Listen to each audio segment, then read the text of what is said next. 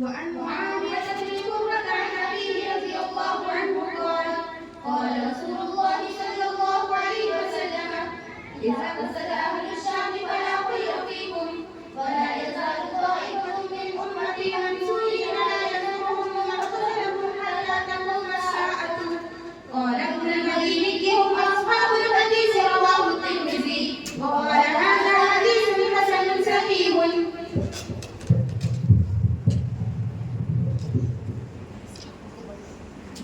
الحمد لله رب العالمين والصلاة والسلام على سيد الأنبياء والمرسلين وعلى آله وأصحابه الطيبين الطاهرين أما بعد.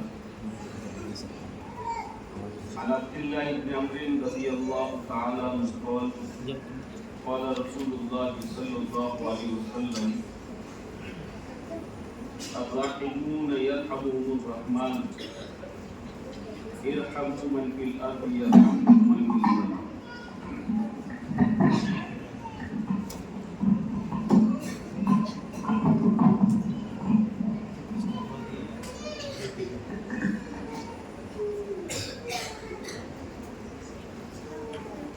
معزز علماء کرام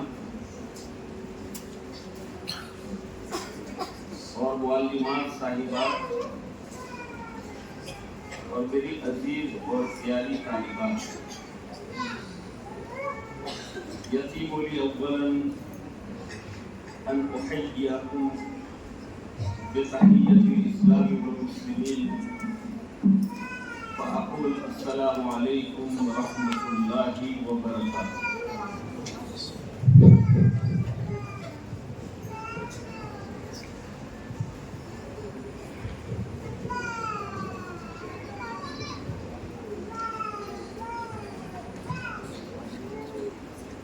میرے عزیز طالبات، جیسا کہ آپ کو آپ کی معلومات صاحبات سے سال کی ابتدا میں بتلایا ہوگا کہ یہ کتاب مشکات المصابیح ہمارے درس نظامی کی بہت بنیادی کتابوں میں شمار ہوتی ہے، اور اللہ تعالیٰ نے اس کو بے مثال قبولیت عطا فرمائی ہے، جو اس کتاب کے مصنفین کی محنت اور ان کے خلوص کی برکت ہے۔ آپ کو یہ بھی بتلایا گیا ہوگا کہ اس کتاب کے اندر جو روایات مرتب انداز میں جمع کی گئی ہے وہ محی السنہ علامہ بغوی اور علامہ خطیب تبریزی رحمہم اللہ کی مشترکہ محنت ہے۔ علامہ بغوی رحمۃ اللہ علیہ نے پہلے مصابیح السنہ لکھی، لیکن اس کے اندر صرف احادیث ذکر کی گئی ہے، صحابی کا نام اس میں نہیں ہے، اور یہ بھی نہیں ہے کہ کہاں سے لی گئی۔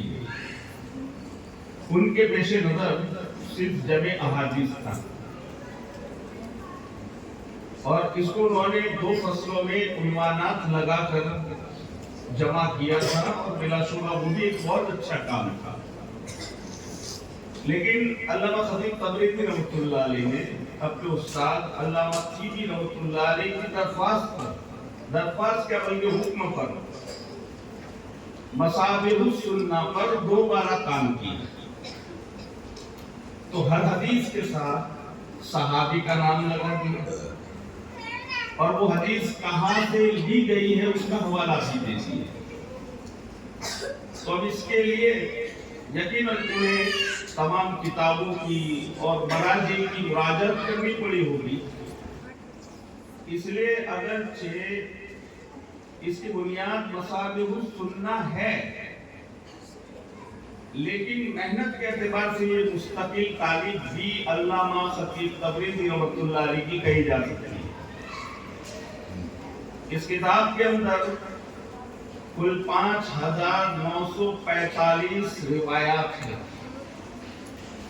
جن میں سے 1511 روایات علامہ خطیب تبریزی رحمۃ اللہ علیہ نے بڑھائی ہے مصابیح السنہ پر اور ایک الفصل الثالث قائم کی اور اس میں اس عنوان کی مزید روایات اکٹھا کی ہے. جس طالب علم نے یا جس طالبہ نے مشکات شریف کو اچھی طرح پڑھ لیا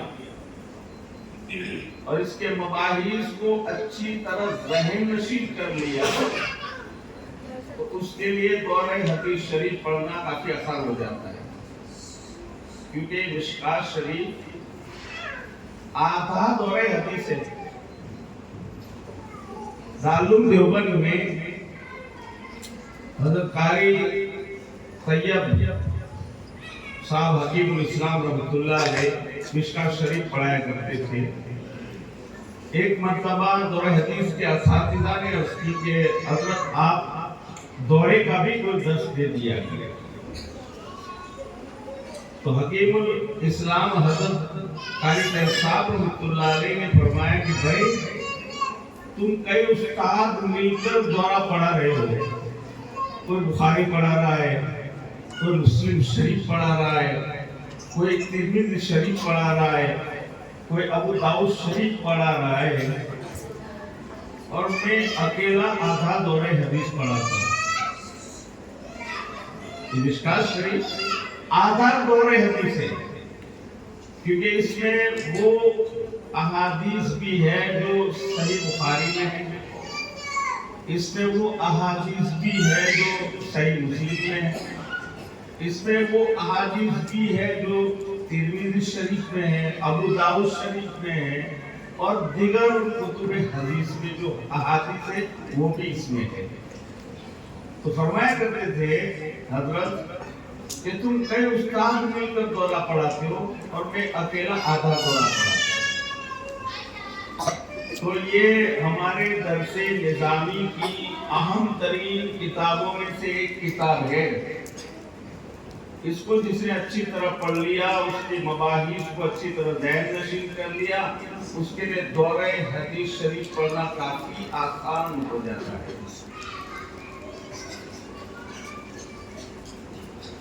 حضرت شیخ الحدیث شیخ زکریا رحمۃ اللہ علیہ نے لکھا ہے کہ جب میرے مشکات شریف شروع ہوئی تو میرے والد صاحب حضرت مولانا یحییٰ صاحب کاندھلوی رحمۃ اللہ علیہ نے دعا کی تھی کہ اب یہ زکریا حدیث شروع کر رہا ہے, یہ مرتے دم تک حدیث میں لگا رہے. تو باپ کی دعا تھی, ہونہار بیٹا تھا, قبولیت کا وقت تھا. ایسی قبول ہوئی وہ دعا کہ حضرت شیخ رحمۃ اللہ علیہ کو دنیا نے لقب ہی دے دیا شیخ الحدیث کا. کہ جب الاطلاق شیخ الحدیث بولا جاتا تھا تو حضرت شیخ ہی مراد ہوتے تھے. تو ہمیں بھی اپنے اندر یہ جذبہ پیدا کرنا چاہیے, جذبہ رکھنا چاہیے کہ اللہ تعالیٰ نے جب ہمیں حدیث پڑھنے کی توفیق عطا فرمائی ہے تو مرتے دم تک اس کا دامن چھوٹنے نہ پائے. اب آپ کہیں گے کہ یہ کیسے ہوگا صاحب؟ ہم کیسے شیخ الحدیث بنے؟ شیخ الحدیث تو مدرسے دیکھی ہوتا ہے، یا حدیث پڑھانے والے یا پڑھانے والی اب تو چلتی ہوتی ہے. تو یاد رکھنا چاہیے کہ مقصد شیخ الحدیث بننا نہیں ہے یا شیخ الحدیث بننا نہیں ہے. مقصد ہے علم حدیث کے ساتھ اشتغال.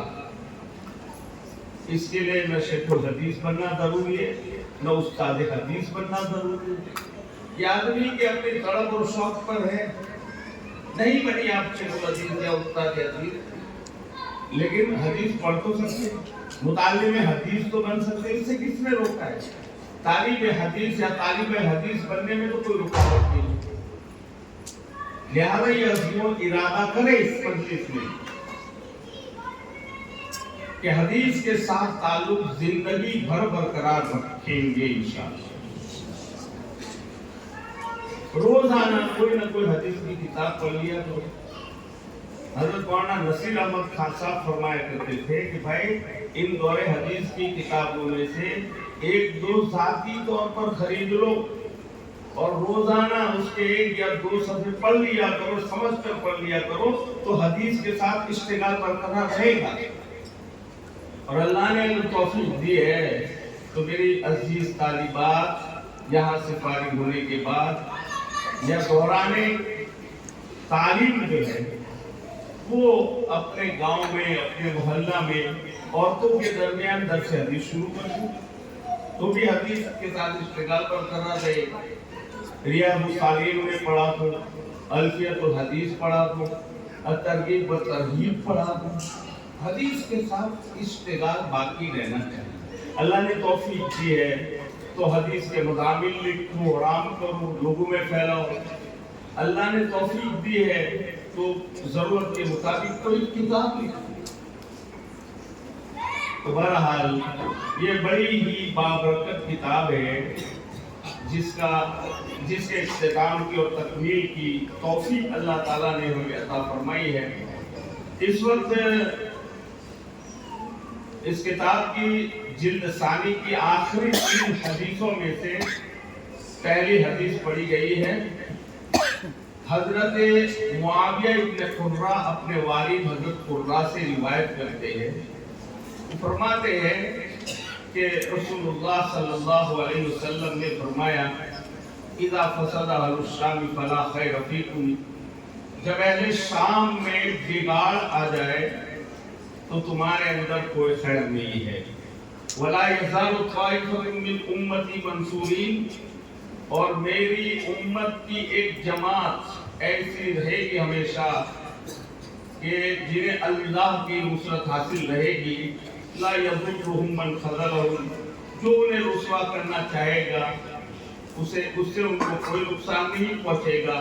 حتی تقوم الساعہ، اور یہ جماعت منصورہ قیامت تک باقی رہے گی. اس حدیث میں 2 باتیں بیان کی ہیں.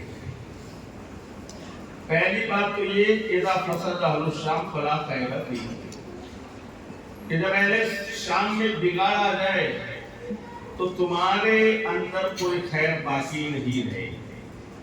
اس کے 2 مطلب ہو سکتے ہیں.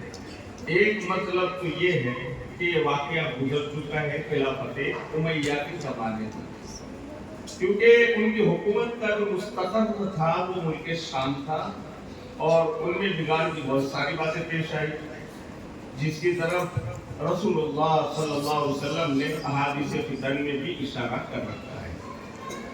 اور اس کی دوسری تفسیر و تشریح یہ بھی کی جا سکتی ہے کہ یہ واقعہ پیش آئے گا قیامت کے قریب، کیونکہ یہی جو علاقہ ہے ملک شام کا، یہی حشر محشر کا ہے بننے والا ہے. اسی لیے اسے ارض المحشر بھی کیا ہے کہا جاتا ہے. تو اس وقت جو انقلابات پیش آئیں گے اور جو تغیرات پیش آئیں گے ان میں اہل شام کا بگاڑ پوری امت یا پوری کائنات کے بگاڑ کا پیش خیمہ ہوگا. واللہ سبحانہ وتعالی عنہ. حدیث میں دوسری بات یہ بیان فرمائی گئی کہ میری امت میں لا یزال طائفۃ من امتی منصورین، لا يضرهم من خذلهم حتى تقوم الساعة.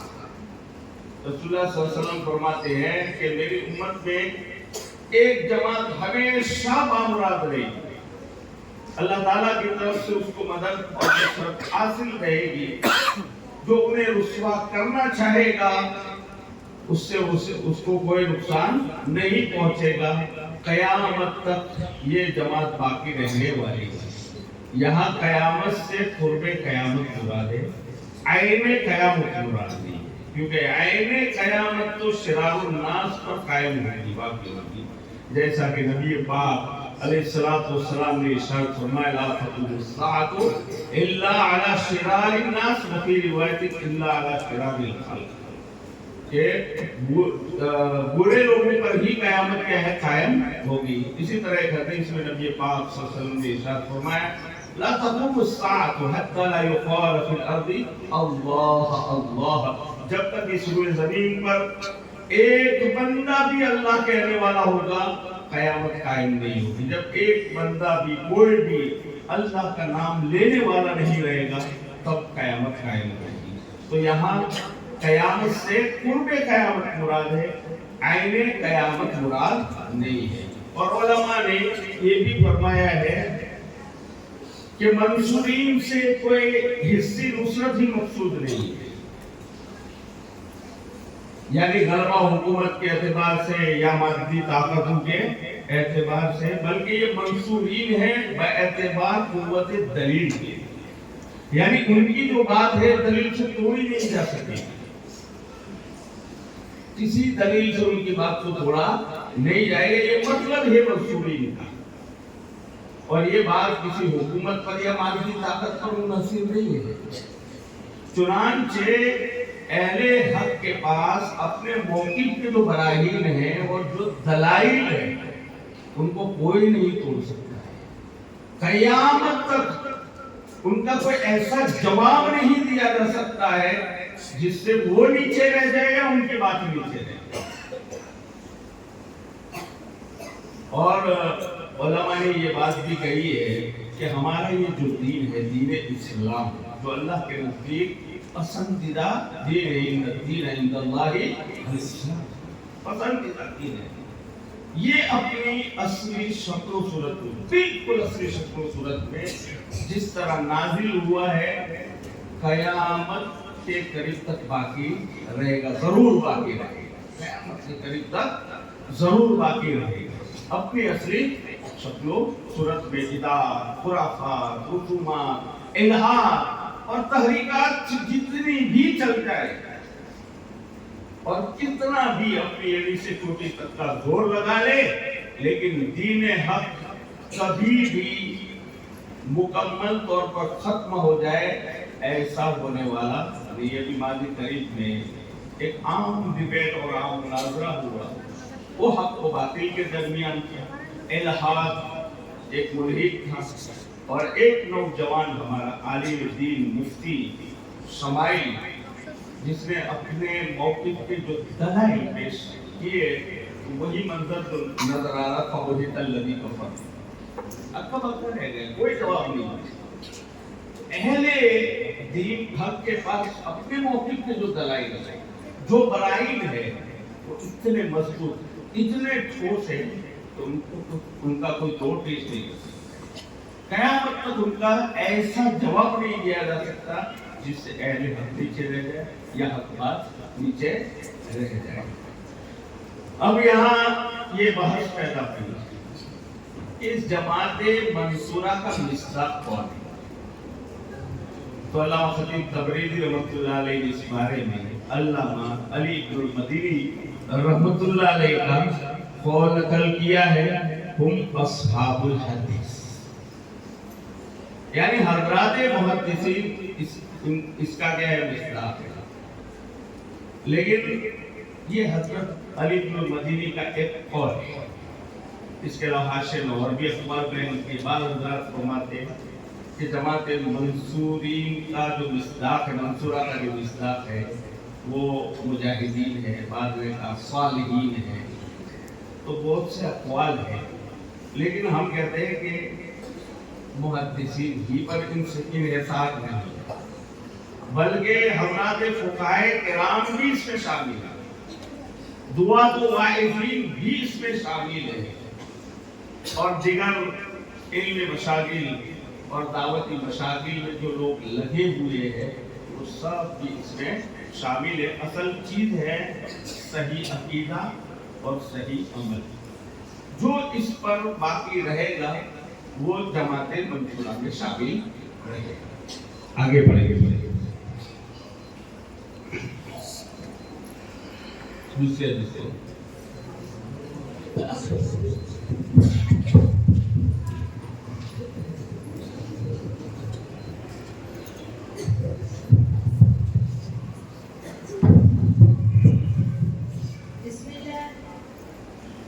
بسم الله الرحمن الرحيم وعن ابن عباس رضي الله عنهما أن رسول الله صلى الله عليه وسلم قال إن الله تجاوز عن أمتي الخطأ والنسيان وما استكرهوا عليه رواه ابن ماجه والبيهقي۔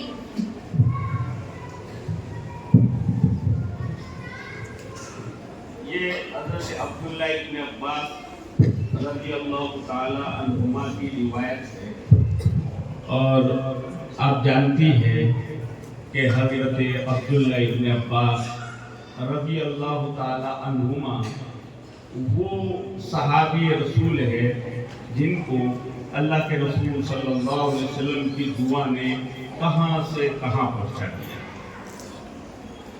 رسول پاک صلی اللہ علیہ وسلم نے ان کو دعا کیوں دی تھی؟ حکمت اور ادب و احترام کی وجہ سے۔ تو معلوم ہوا کہ خدمت کرو گے یا ادب و احترام کرو گے یا کروں گی تو اللہ تعالیٰ علم اور فقاہت کے اونچے مقام تک پہنچا دیں گے۔ انہوں نے نبی پاک صلی اللہ علیہ وسلم کے لیے وضو کا پانی رکھا تھا، تو رسول پاک صلی اللہ علیہ وسلم نے ان کو دعا دی، اللہم علمہ الکتاب، وفی روایت اللہم الہمہ فقہہ فی الدین، وفی روایت اللہم علمہ تعویل الکتاب۔ چنانچہ اس دعا کی برکت سے اللہ تعالیٰ نے ان کو رئیس المفسرین بنا دیا، ترجمان القرآن بھی بنا دیا، ان کو فقیہ بھی بنا دیا، بلکہ رئیس الفقہاء بنا دیا، اور فقیہ امت ان کو کہہ بنا دیا۔ بڑے بڑے صحابہ جو عمر میں ان سے بڑے تھے، دینی مسائل اور ان سے کہہ دریافت کیا کرتے تھے۔ تو میری عزیز طالبات، علم جو ہے جس طرح پڑھنے سے آتا ہے، مطالعہ کرنے سے آتا ہے اور محنت کرنے سے آتا ہے، وہی یہ علم اللہ سبحانہ و تعالیٰ کا عطیہ ہے۔ یہ ادب و احترام سے اور دعا سے بھی ملا کرتا ہے۔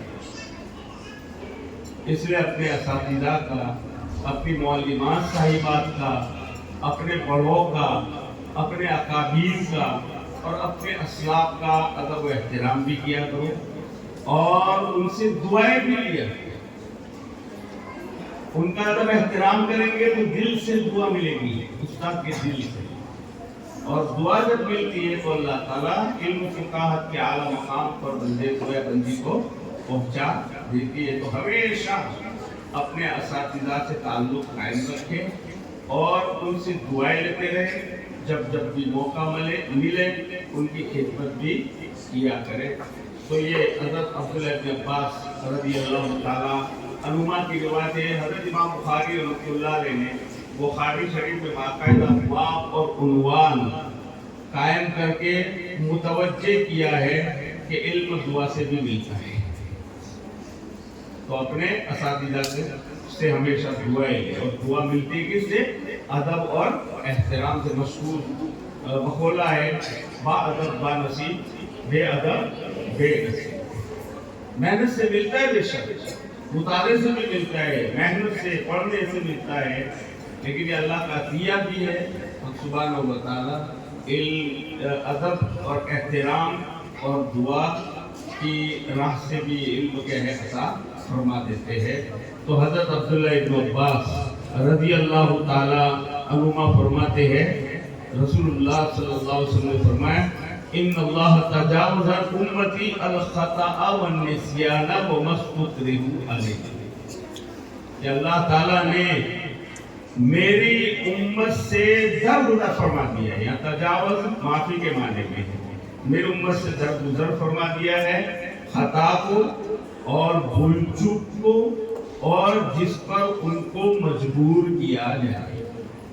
इस हदीस का ताल्लुक आखिरत के मुआखज़ा से कि अगर किसी से भूल चूक में कोई बात हो जाए या बिला कस्द इरादा कोई खता हो जाए या आदमी मजबूर हो जाए और ऐसा काम करना पड़ जाए जो गलत अमल हो तो इंशाअल्लाह आखिरत में इसके बारे में कुछ गज नहीं होगी, मजबूरी है। लेकिन दुनिया के एतबार से उसके अहकाम अपनी जगह तयशुदा है। मिसाल के तौर पर कुल्ली करते हुए रोजे की हालत में पानी चला गया हालत में तो ये नहीं कहना है कि इन्नल्लाह तजावज़, अल्लाह ने क्या है दरगुजर फरमा दिया है। हमने हदीस में पढ़ा है, मिशकात शरीफ की आखिर की दूसरी हदीस में पढ़ा है, अल्लाह ताला ने दरगुजर फरमा दिया है भूल से। इसलिए रोजा टूटा नहीं, रोजा बरकरार नहीं टूट जाएगा रोजा, वो हुक्म शरई है। या इसी तरह किसी शिकारी ने शिकार समझकर निशाना लगाया, गोली चला दी। वो ये समझ रहा था कि दरिया के किनारे हिरन पानी पी रहा है, गोली चला दी। फिर जो गया है उसको उठाने के लिए तो देखा धोबी मरा पड़ा, इंसान मर गया। तो निशाना लगाया था किसी चीज को लग गया, किसी को खता हुई कि नहीं हुई, दियत लाजिम होगी। कत्ले खता की जरूरत में क्या लाजिम होती है, दियत के साथ नहीं है लेकिन दियत लाजिम होती है।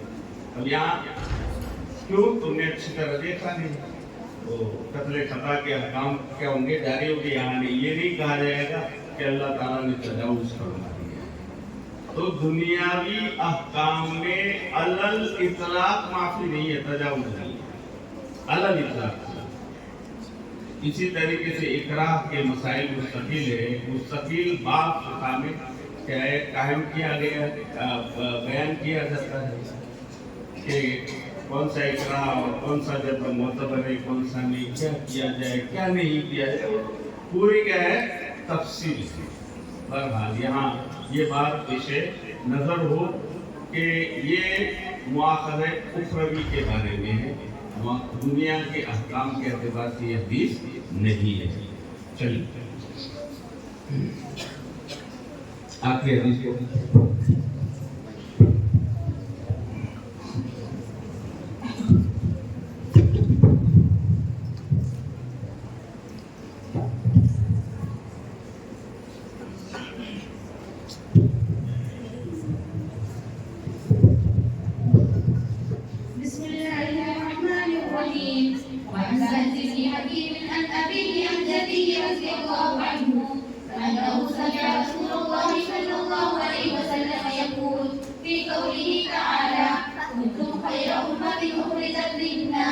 قال أنتم تتمون 70 أمة أنتم خيرها وأقربها على الله تعالى. رواه الترمذي وابن ماجه والدارمي وقال الترمذي هذا حديث حسن.